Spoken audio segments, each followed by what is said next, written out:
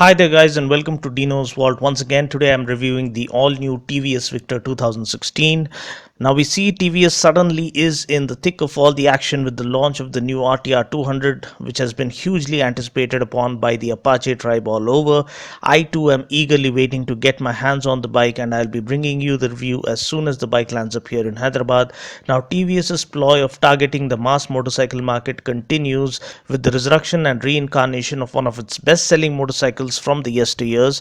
The more miles per hour motorcycle, or the Victor, when launched in the early 2000s, was an instant hit because of the superb styling, amazing engine, great comfort, and decent mileage it had on offer. I sometimes wonder why in the world they had to discontinue such a successful product. Anyhow, finally we see the Victor rising from the ashes, and I must say it looks extremely impressive just going by its stunning looks and superb build quality.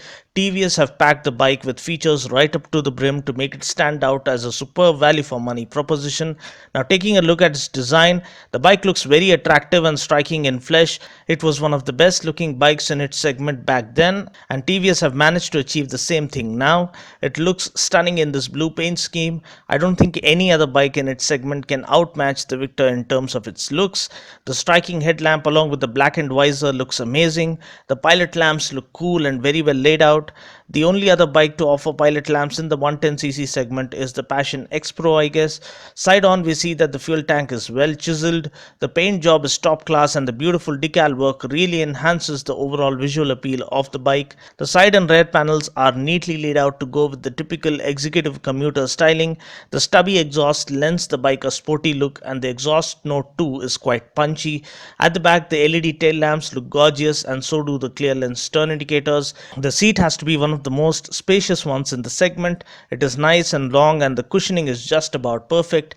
Talking about the instrument console, again TVS breaks the ice here by offering a part digital part analog setup. We get an analog tachometer, whereas the digital display contains the speedometer, odometer, two trip meters, and a fuel gauge. The switchgear is of excellent quality. We do get a high beam flasher. Now please note that this is not the engine kill switch. This is the hazard light switch, just like the one found on the Phoenix. The hazard lights, when turned on, enhance the overall bike visibility to oncoming traffic in foggy and rainy conditions. Now, talking about the engine specs, powering the all-new TVS Victor 2016 model is a first-in-segment air-cooled 3-valve 109.7cc engine that puts out a max power of 9.6 PS at 7,500 RPM and 9.4 Newton meters of torque at 6,000 RPM. Now, this comes mated to a 4-speed gearbox.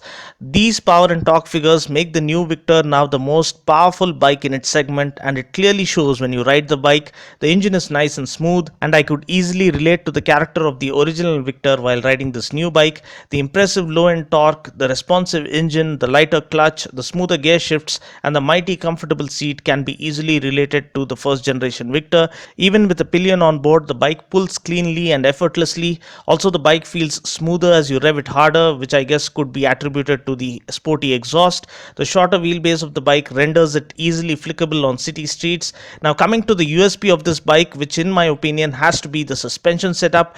I was seriously impressed with the series spring suspension on the first generation Phoenix, which made it the most comfortable bike in the 125cc category when it was launched back then. Now, however, the new Phoenix comes with gas charged suspension, which is even better. The Victor gets the same series spring suspension from the first gen Phoenix, with which I guess TVS has set a whole new benchmark for supreme ride quality and comfort in the 110cc segment. The bike simply glides over the rough patches effortlessly, and you don't even feel a thing. Talking about the brakes, up front we have the option of going with a 240mm pedal disc or a 130mm drum brake. At the back we get a 110mm drum brake. The braking power on board is more than sufficient for a commuter. Talking about the wheels and tires, we get 17-inch wheels with tubeless tires. Talking about other noteworthy specs, the bike comes with best-in-class ground clearance of 175mm, which is a great advantage on our horrible Indian roads. Fuel tank capacity is decent at 8 liters. Mileage claim again is quite impressive at 76 kmpl. Now, since the bike is brand new, there is no user feedback available at the dealership yet. Extracting good mileage always depends on the way we ride, so please go through my mileage tips link mentioned in the description portion below. Also, TVS have offered a power and economy mode indicator on the instrument console.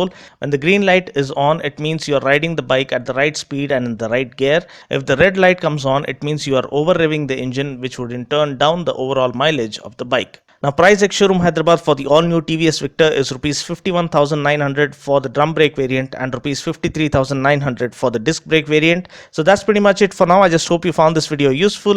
Until next time, this is Dino saying ciao. Take care, God bless, and ride safe.